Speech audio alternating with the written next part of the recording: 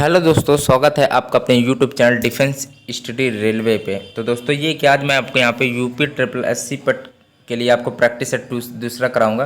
और ये भाई प्रीवियस ईयर क्वेश्चन पेपर मैं करा रहा हूँ। प्रीवियस ईयर क्वेश्चन पेपर है, क्वेश्चनों की संख्या देख लीजिए जल्दी से। ठीक है, चलो भाई अब वीडियो स्टार्ट करते हैं। क्वेश्चनों को देख लें, यहाँ तक क्वेश्चन आपके प्रीवियस ईयर के क्वेश्चन पेपर में जितने मिल पाए उनको मैं करा रहा हूँ। पिछले साल का पेपर है, देखिए आप कितने मार्क्स ला पाते हैं इसमें। चलो वीडियो स्टार्ट करते हैं। चलो भाई पहला क्वेश्चन दिया गया, पहला क्वेश्चन दिया गया, इसका प्रैक्टिस सेट का पहला लिंक हम डाल देंगे आपको डिस्क्रिप्शन में, तो इसका पहला सेट भी देख लीजिएगा। चलो अभी आपका इंपॉर्टेंट है, प्रीवियस ईयर के क्वेश्चन पेपर पूछा गया था। किस वृक्ष के नीचे रानी माया देवी ने गौतम बुद्ध को जन्म दिया था? पहला नंबर क्वेश्चन है, तो इसका राइट ऑप्शन क्या होगा? चलो भाई, तो पहले का जो डी ऑप्शन है, साल का वृक्ष था। ठीक है, साल के वृक्ष के नीचे जन्म दिया था गौतम बुद्ध को। रानी माया देवी को महामाया भी कहते थे, डिटेल से बताएंगे। और इनका जन्म कहाँ हुआ था? गौतम बुद्ध जी का जन्म मतलब कि कब हुआ था? तो इनका जन्म जो 563 ईसा पूर्व में हुआ था। कहाँ पे हुआ था? कपिलवस्तु के निकट। कपिलवस्तु के निकट लुम्बिनी में हुआ था। कपिलवस्तु भी ऑप्शन में आ सकता है, तो कपिलवस्तु के निकट लुम्बिनी में हुआ था। अगला प्रश्न है, दूसरा नंबर क्वेश्चन है, अशोक के शासनकाल की सबसे महत्वपूर्ण घटना कलिंग आधुनिक युग में डैश पर विजय थी। पर जो उनके जीवन का एक महत्वपूर्ण परिवर्तन सिद्ध हुआ। दूसरा का राइट ऑप्शन उड़ीसा है। ठीक है, यहाँ पे उड़ीसा कर लीजिएगा, उड़ीसा राइट ऑप्शन। अशोक के शासनकाल की सबसे महत्वपूर्ण घटना कलिंग आधुनिक युग में उड़ीसा पर विजय थी। ठीक है, अशोक की उस उड़ीसा पर विजय थी, जो उनके जीवन का एक महत्वपूर्ण परिवर्तन सिद्ध हुआ। अगला प्रश्न है, तीसरा नंबर क्वेश्चन देखते हैं इसको। चंद्रगुप्त द्वितीय ने गुप्त साम्राज्य का डैश ईस्वी में गुजरात तक विस्तार कर लिया था। तो तीसरा नंबर क्वेश्चन है, तो इसका राइट ऑप्शन क्या होगा बताइए ज़रा। तीसरे का ए पार्ट है, 390 ईस्वी में गुजरात तक विस्तार कर लिया था चंद्रगुप्त द्वितीय ने गुप्त साम्राज्य का। याद कर लेना, इम्पोर्टेंट है, पढ़ लो। ठीक है, चलो भाई। और इन्होंने शासन कब तक किया था? गुजरात में 380 से लेकर 415 ईस्वी तक किया था वहाँ पे शासन। ठीक है, चलो भाई याद कर लेना, इम्पोर्टेंट था, मैंने बता दी। डैश के बीच की अवधि को दिल्ली सल्तनत की अवधि के रूप में जाना जाता है। तो चौथा नंबर क्वेश्चन है, तो दिल्ली सल्तनत की अवधि के रूप में, तो भाई सी ऑप्शन राइट है। 1206 से लेकर 1526 दिल्ली सल्तनत की अवधि मानी जाती है। पढ़ लेना। अगला प्रश्न है, एक मिनट, अगला प्रश्न है ये भाई प्रीवियस ईयर के क्वेश्चन पेपर तो समझ सकते हैं आप। निम्नलिखित में से कौन सा राज्यवंश दक्षिण भारत से संबंधित नहीं था? पाँचवा नंबर क्वेश्चन है, तो बी ऑप्शन पाल राजवंश से जो दक्षिण भारत से संबंधित नहीं था, ये तीनों आपके संबंधित थे। अगला प्रश्न है, छठवां नंबर क्वेश्चन दिया गया, निम्नलिखित में से किस संधि के परिणाम स्वरूप तृतीय एंग्लो मैसूर युद्ध समाप्त हो गया था? बताइए, छठा नंबर क्वेश्चन है, तो इसका राइट ऑप्शन इसका क्या होगा? ए पार्ट, श्रीरंगपट्टनम की संधि 1792 ईस्वी में हुई थी, ये तो आपको पता ही होगा। अगला प्रश्न है, अगला प्रश्न है, और भाई इनको पढ़ लेना। ठीक है, पहले ही बता देना है, फिर बाद मत कहिएगा ये बताया नहीं था। पेपर में आया है भाई, आ सकता है इस बार। भारत किस ईस्वी में ब्रिटिश साम्राज्य के प्रत्यक्ष शासन के अधीन आ गया था? सातवां नंबर क्वेश्चन है, तो भाई देखो, भारत 1858 ईस्वी में ब्रिटिश साम्राज्य के प्रत्यक्ष शासन के अधीन। चलो भाई देखो, सातवें का बी ऑप्शन राइट है, 1858। आठवां नंबर क्वेश्चन दिया है, डैश ईस्वी में इंग्लैंड की रानी को भारत की महारानी, इंग्लैंड की जो रानी को भारत की मतलब कि भारत की महारानी घोषित कर दिया गया? किस सन में किया गया था? आठवां नंबर प्रश्न है। चलो भाई, तो आठवें का जो डी ऑप्शन है यहाँ पे 1876 ईस्वी में इंग्लैंड की रानी को भारत की महारानी घोषित कर दिया गया। भाई इनको पढ़ लेना। अगला प्रश्न है, अब ये मैं क्यों बार बार कह रहा हूँ, ये पेपर के दिन पता चल जाएगा। ठीक है, निम्नलिखित जॉन पढ़ लेगा उसका तो भाई अच्छा हो जाएगा। निम्नलिखित में से कौन सा विद्रोह ब्रिटिश शासकों द्वारा लगाए गए प्रतिबंधों के विरुद्ध नहीं था? नवा नंबर क्वेश्चन है, राइट ऑप्शन इसका डी पार्ट, नक्सलवाड़ी विद्रोह। ठीक है, और नक्सलवाड़ी विद्रोह वैसे शुरुआत कब हुई थी? तो भाई ये भी याद कर लो, 1967 ईस्वी में आई थी। ये भी क्वेश्चन पूछा जा सकता है। और कहाँ पे था? मतलब पश्चिम बंगाल के सिलीगुड़ी जिले में होता है। पश्चिम बंगाल के सिलीगुड़ी जिले में स्थित नक्सलवाड़ी नामक स्थान पे हुआ था। ये कि सिलीगुड़ी भी लिख के आ सकता है, तो ये कि सिलीगुड़ी में स्थित जिला था, उसमें स्थित है, नक्सलवाड़ी नामक स्थान से हुई थी। ठीक है, उनका नाम नक्सलवाड़ी विद्रोह रखा गया तभी। होम रूल लीग की संस्थापक कौन है? बिल्कुल सिंपल क्वेश्चन है, सबको आता होगा। तो होम रूल लीग की संस्थापक एनी बेसेंट है, याद कर लेना, सबको आता होगा। अगला क्वेश्चन है, डैश नाम ग्रीक भाषा से आया है जिसका अर्थ सिंधु नदी के पार का क्षेत्र है। 11वां नंबर क्वेश्चन है, तो इंडिया, इंडिया नामक ग्रीक भाषा से आया, ग्रीक भाषा से आया है इंडिया नाम, और जिसका अर्थ है सिंधु नदी के पार का क्षेत्र। इंडिया का अर्थ जान गए होंगे अब क्या होता है। 12 नंबर क्वेश्चन दिया गया, भारत के उत्तर में 3 पर्वतीय क्षेत्रों का दक्षिणी भाग बाहरी हिमालय है जिसे डैश भी कहा जाता है। 12 नंबर का बी ऑप्शन शिवालिक रेंज कहा जाता है। 13 नंबर क्वेश्चन दिया गया है, हिमाचल प्रदेश की दूसरी राजधानी क्या है? हिमाचल प्रदेश की दूसरी राजधानी क्या है? धर्मशाला है। हिमाचल प्रदेश की दूसरी राजधानी धर्मशाला है। अगला प्रश्न 14 नंबर क्वेश्चन आपको दिया गया है, देखो क्या लिखा है। जापान की सहायता से निर्मित पैंथर या जायकवाड़ी जल विद्युत परियोजना किस नदी पर स्थित है? जल विद्युत परियोजना किस नदी पर स्थित है? बहुत इंपॉर्टेंट क्वेश्चन है। तो भाई गोदावरी पे स्थित है, ठीक है। दक्षिण भारत की सबसे बड़ी दक्षिण भारत की नदी कहते हैं गोदावरी को, पता होगा। चलो सॉरी, दक्षिण भारत की गंगा। अब लिखा क्या है, 15 नंबर क्वेश्चन है, उपजाऊ गंगा मैदान समर्थ डैश मिट्टी से बना है? किस मिट्टी से बना है? उपजाऊ जो गंगा उपजाऊ है, गंगा मैदान उपजाऊ समर्थ किस मिट्टी से बना है भाई? 15 नंबर क्वेश्चन है। तो भाई कछारी मिट्टी से बना हुआ है। भारत की स्टैंड अप योजना का उद्देश्य क्या है? स्टैंड अप योजना की बताइए उद्देश्य क्या है? 16 नंबर क्वेश्चन ये अक्सर पूछा जाता है, मैंने बताया भी। अनुसूचित जाति और अनुसूचित जनजाति और महिला उद्यमियों के बीच उद्यमशीलता को बढ़ावा देना है। अगला प्रश्न है 17 नंबर क्वेश्चन है, ये क्या लिखा है? देखो, भारत सरकार द्वारा भुगतान को आसान बनाने के लिए भुगतान स्थानांतरण प्रणाली शुरू की गई। 17 का राइट ऑप्शन डी पार्ट है, भारत QR कोड। अगला प्रश्न है 18 नंबर क्वेश्चन आपका दिया गया है, ये क्या लिखा देखो। जल संसाधन नदी विकास और गंगा कायाकल्प मंत्रालय द्वारा गंगा को स्वच्छ करने के लिए सार्वजनिक संगठनों से एकत्र किए जाने वाले फंड का नाम क्या है? 18 नंबर क्वेश्चन है, इसका सी ऑप्शन स्वच्छ गंगा फंड है। स्वच्छ गंगा फंड नाम रखा गया है, तो याद कर लेना, इंपॉर्टेंट है। अब चलो 19 नंबर क्वेश्चन आपका दिया गया है। 19 नंबर क्वेश्चन बताने से पहले आपको एक चीज़ बता दूं, इसी वीडियो के डिस्क्रिप्शन में आपको लिंक दे देंगे, मेरा सेकंड चैनल है। मेरे सेकंड चैनल का नाम क्या है? Defence study. प्लीज़ हो सके सब्सक्राइब कर लीजिएगा। उसमें हम आपको एयरफोर्स, नेवी और नेवी SSR, नेवी MR से रिलेटेड, और आपकी जो न्यूज़ होती है, कोई भी रेलवे की न्यूज़ या एयरफोर्स की न्यूज़, SSC सीसल की न्यूज़, कोई भी न्यूज़ आती तो आपको इस चैनल पर मिलेगी, जिसमें मैंने 1000 वीडियो तक कंप्लीट कर दिए। तो प्लीज़ इसको भी सब्सक्राइब कर लीजिएगा। और इस चैनल पे आपको रेलवे ग्रुप D और SSC सीसल, और आपको रेलवे NTPC और RPF कांस्टेबल इसकी तैयारी की जाती है, और UPSSC पट की भी तैयारी मैं करा रहा हूँ उसमें। तो ये है कि इस चैनल को सब्सक्राइब कर लीजिएगा। कोई भी नहीं जाती तो सबसे पहले मेरे चैनल पे मिलती है, तो इसको सब्सक्राइब जरूर कर लेना। चलो अगला प्रश्न देखो दिया गया है, 19 नंबर क्वेश्चन है, भारतीय खाद्य सुरक्षा एवं मानक प्राधिकरण का मुख्यालय कहाँ स्थित है? 19 नंबर क्वेश्चन है। तो भाई नई दिल्ली में स्थित है। भारत खाद्य सुरक्षा एवं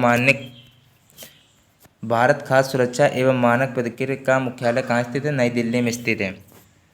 20 नंबर क्वेश्चन आपका दिया गया है, डैश को एक राष्ट्र एक कर और एक बाजार का सिद्धांत माना गया था।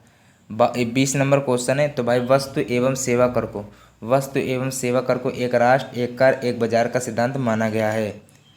ई गवर्नेंस क्या है? 21 नंबर क्वेश्चन है। तो भाई वो आपका प्रौद्योगिकी संचालित शासन है, याद कर लेना।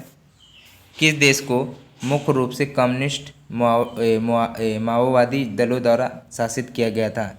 22 नंबर क्वेश्चन का बी पार्ट, चीन। भाई इंपॉर्टेंट है, पढ़ लेना, यहाँ पे बता भी देना, फिर पेपर के दिन मत कहिएगा, पढ़ लो, इंपॉर्टेंट है। अगला प्रश्न है 23 नंबर क्वेश्चन है, देखो क्या लिखा है। वर्ष 1976 ईस्वी में 42वें संशोधन द्वारा भारतीय संविधान की प्रस्तावना में कौन से 2 शब्द जोड़े गए थे? 42वें संशोधन द्वारा भारतीय संविधान की प्रस्तावना में कौन से 2 शब्द जोड़े गए थे? 23 नंबर क्वेश्चन है। तो भाई समाजवादी, धर्मनिरपेक्ष, यहाँ पे ए पार्ट राइट है, याद कर लेना। अगला प्रश्न है, भारत की राष्ट्रीय प्रतिज्ञा के रचयिता थे? राष्ट्रीय प्रतिज्ञा के रचयिता कौन थे भाई? भारत की राष्ट्रीय प्रतिज्ञा। 24 नंबर क्वेश्चन है। तो सी ऑप्शन यहाँ पे पिडीमारी वैकेंट सुब्बाराव यहाँ पे राइट ऑप्शन हो जाएंगे।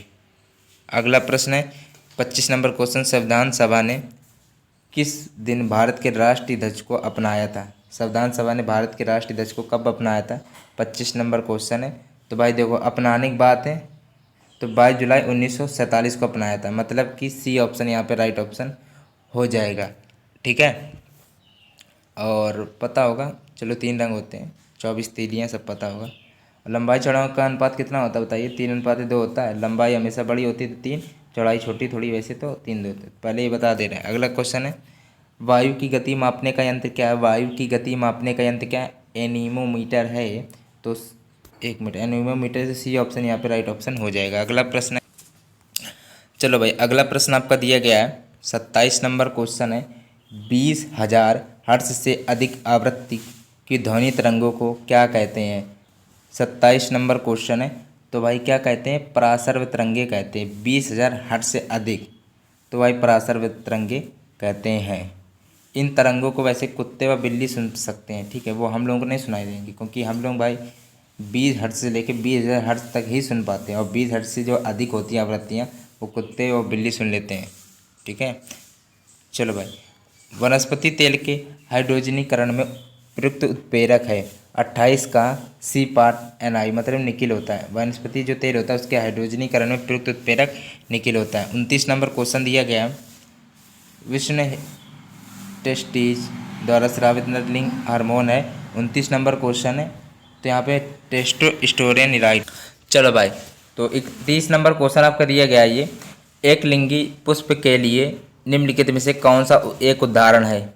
30 नंबर क्वेश्चन है, राइट ऑप्शन ए पार्ट है, पपीता वैसे राइट हो जाएगा। ठीक है, अगला प्रश्न दिया गया, निम्नलिखित में से कौन सी संख्या अभाज्य नहीं है? भाई तो मैथ का क्वेश्चन, चल देखो, अभाज्य संख्या मतलब क्या होती है? देखो, अभाज्य संख्या भी होती है जो स्वयं से कटती हैं। अभाज्य संख्या स्वयं से कटती हैं, तो 31 स्वयं से कटती सही है, 41 स्वयं से कटती बिल्कुल सही, 61 बिल्कुल स्वयं से कटती सही है, लेकिन 51 है वो आपका 17 से भी कट सकती है, मतलब कि 17 से कटती है और 3 से भी कट जाती है। 3 इतने कम 3, 2 3 से 21, 70 तक कितना, हाँ 3 से भी कटती है और 17 से भी कटती है। इसका मतलब ये कि आपकी 51 अभाज्य संख्या नहीं है, पूछा गया नहीं है, तो स्वयं से नहीं कट रही ना, 51 राइट ऑप्शन। अगला प्रश्न है, चलो भाई स्टार्ट करते हैं। 51 नंबर क्वेश्चन है, देखो करंट के क्वेश्चन इसमें मिलेंगे थोड़े, ठीक है भाई, पहले ही बता दे रहे हैं, सिलेबस बेस है, फिर सिर्फ क्वेश्चन पेपर है, तो भाई आपको पढ़ना आपका काम है, पूरे नंबर लाने हैं तो ठीक है। मार्च 2021 में केंद्र सरकार ने घरेलू निवेशकों की सहायता के लिए किस डिजिटल पोर्टल को शुरू किया है? 51 नंबर क्वेश्चन है, राइट ऑप्शन इसका क्या होगा बताइए जरा? 51 नंबर क्वेश्चन का right option C part right option, Atmanirbhar Niveshak मित्र पोर्टल, ठीक है, शुरू किया। टोक्यो, जापान की राजधानी टोक्यो, और टोक्यो ओलंपिक 2021 से हटने वाला पहला देश कौन सा है? 52 नंबर क्वेश्चन है, राइट ऑप्शन इसका क्या होगा बताइए जरा? चलिए, तो उत्तर कोरिया, उत्तर कोरिया, ठीक है। अगला प्रश्न है, केंद्र सरकार ने नगर वन कार्यक्रम का शुभारंभ किया। इस कार्यक्रम का उद्देश्य अगले 5 वर्षों में देश भर में कितनी शहरी वन विकसित करना है? 53 नंबर क्वेश्चन का सी पार्ट 200। 54 नंबर क्वेश्चन दिया गया, केंद्रीय मंत्रिमंडल ने किस मंत्रालय के अंतर्गत अधीनस्थ कार्यालय के रूप में भारत औषध और होम्योपैथी के लिए औषध कोष आयोग की पुनर्स्थापन की अपनी मंजूरी दी है? पुनर्स्थापना की, ठीक है, फिर से मतलब स्थापना करने की मंजूरी दे दी है। 54 number question B option, Ayush मंत्रालय, पढ़ लेना भाई, ठीक है, होम्योपैथी और औषधालय के लिए, ठीक है।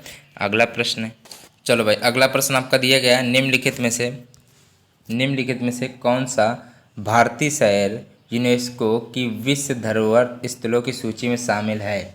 विश्व धरोहर स्थलों की सूची में शामिल है। 55 नंबर क्वेश्चन का D option Ahmedabad right option हो जाएगा। अगला प्रश्न है, चलो भाई अगला प्रश्न है दिया गया 56 नंबर क्वेश्चन, निम्नलिखित में से कौन सा राज्य चिरंजीवी स्वास्थ्य बीमा योजना के तहत प्रत्येक परिवार को स्वास्थ्य बीमा प्रदान करने वाला देश का पहला राज्य बन गया? बहुत अच्छी बात है, ठीक है भाई, तो राइट ऑप्शन ये बहुत अच्छा काम किया राजस्थान, यहाँ ए पार्ट राइट ऑप्शन हो जाएगा। 57 नंबर क्वेश्चन दिया गया, वरिष्ठ कांग्रेस नेता माता प्रसाद का 19 जनवरी 2021 को निधन हो गया। वह किस प्रदेश के पूर्व राज्यपाल भी रहे थे? 57 नंबर क्वेश्चन है, तो अरुणाचल प्रदेश यहाँ पर राइट ऑप्शन हो जाएगा, ध्यान रखिएगा। अगला अगला प्रश्न देखते हैं। 58 नंबर क्वेश्चन दिया गया आपका, देखो क्या लिखा है। हिंदुस्तान एरोनॉटिक्स लिमिटेड द्वारा हॉक विमान को किस हथियार का परीक्षण किया गया? 58 नंबर क्वेश्चन है, तो ए ऑप्शन यहाँ पे स्मार्ट एंटी एयरफील्ड वेपन, ए पार्ट इसका राइट ऑप्शन हो जाएगा। अगला क्वेश्चन दिया गया 51वें दादा साहब फाल्के पुरस्कार को किस भारतीय अभिनेता को प्रदान किए जाने की घोषणा की गई? 59 number question, C option Rajinikanth यहाँ राइट ऑप्शन हो जाएगा, भाई पढ़ लीजिएगा। 60वां नंबर क्वेश्चन है, शीतकालीन ओलंपिक 2022 का आयोजन कहाँ होगा? ठीक है, ये पूछा गया है 2022 का आयोजन कहाँ होगा, शीतकालीन ओलंपिक खेल का। 60 नंबर क्वेश्चन है, तो सबको आता होगा भाई, आपका कहाँ हुआ? चीन की राजधानी बीजिंग में हुआ था, होगा। रामानंद सागर की रामायण एक टीवी श्रृंखला 1986 से 1988 में सीता की भूमिका किसने निभाई थी? इनकी अवधि इतनी थी, ठीक है, रामायण की। और ये कि सीता की भूमिका किसने निभाई थी?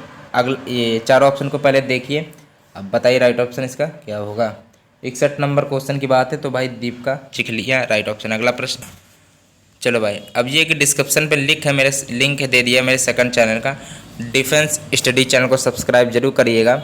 अगला प्रश्न है, भारत को किस वर्ष में विश्व स्वास्थ्य संगठन द्वारा पोलियो ग्रस्त देशों की सूची से निकाल दिया गया? 62 नंबर क्वेश्चन है, तो वर्ष 2012 में निकाल दिया गया है पोलियो ग्रस्त, ठीक है। अगला प्रश्न है, नोबेल म्यूजियम विश्व में कहाँ पर स्थित है? नोबेल म्यूजियम विश्व में कहाँ स्थित है? 63 नंबर क्वेश्चन है, राइट ऑप्शन की बात है, स्टॉकहोम में स्थित है। अगला प्रश्न है, पवित्र शहर मक्का डैश में स्थित है? मक्का किस शहर में स्थित है? 64 नंबर क्वेश्चन है, राइट ऑप्शन इसका सऊदी अरब में स्थित है। अगला प्रश्न है, Indira Gandhi memorial tulip garden कहाँ पर है? 65 नंबर क्वेश्चन आपके बताइए क्या होगा? C option Srinagar right option हो जाएगा। अगला प्रश्न दिया गया है कि निम्नलिखित में से किसने रामेश्वरम डॉक्टर APJ अब्दुल कलाम स्मारक का उद्घाटन किया? 66 नंबर क्वेश्चन है, बी ऑप्शन नरेंद्र मोदी जी ने किया था। अगला प्रश्न, चलो भाई अगला प्रश्न दिया गया है, 66 हो गया, 67 देखते हैं क्वेश्चन। स्पुतनिक फर्स्ट निम्नलिखित देशों में से किसके द्वारा प्रक्षेपित किया गया था? 67 नंबर क्वेश्चन है, हाँ तो बताइए राइट ऑप्शन क्या होगा? चलो भाई सोवियत संघ, ठीक है, सोवियत संघ द्वारा प्रक्षेपित किया गया था।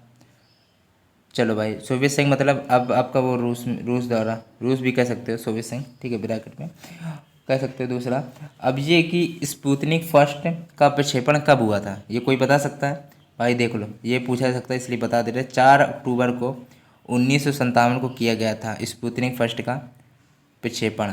अगला प्रश्न है, राकेश शर्मा ने जिस अंतरिक्ष यान से अंतरिक्ष की यात्रा की थी उसका नाम क्या था? 68 नंबर क्वेश्चन है, ए पार्ट सोएज T11 था, ठीक है, याद कर लेना, इम्पोर्टेंट है।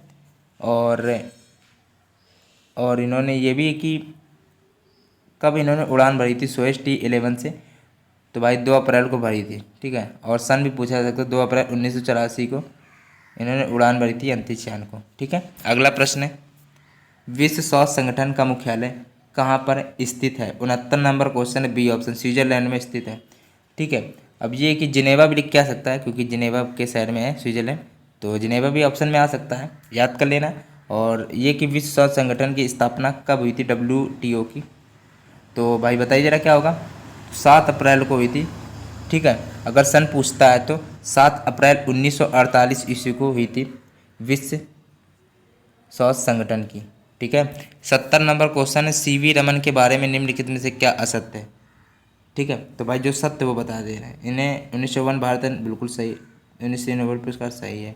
इनका जन्म 1888 में तमिलनाडु में हुआ था। CV रमन का जो जन्म है वो 1888 ईस्वी में तमिलनाडु में हुआ था, बिल्कुल सही है। लेकिन इन्होंने क्या लिख दिया है, क्या लिखा है कि इन्हें वर्ष 1987 ईस्वी में नाइट की उपाधि दी गई थी, ये गलत है। 1987 ईस्वी में नहीं दी गई थी इनको उपाधि, ठीक है, क्योंकि इन्हें 1929 ईस्वी में नाइट की उपाधि दी गई थी, ये गलत चीज़ है भाई। 29 में दी गई थी तो 87 क्यों लिखा? 29 करो, 1929, ठीक है, तो यही आपका सत्य है। अब ये कि देखो भाई, क्वेश्चन तो मैंने आपको करा दिए इतने इंपॉर्टेंट और पीरियड से क्वेश्चन पेपर, ठीक है। अब ये आपका काम बनता है भाई, देखो मैं अब देखता हूँ कि लाइक कितने लोग करते हैं भाई, प्लीज़ हो सके लाइक कर देना, इतनी मेहनत लगी है आपके लिए। और चैनल को सब्सक्राइब नहीं किया तो प्लीज़ कर लीजिएगा। और ये कि डिस्क्रिप्शन में लिंक दे देंगे, मेरे सेकंड चैनल को भी सब्सक्राइब कर लीजिए।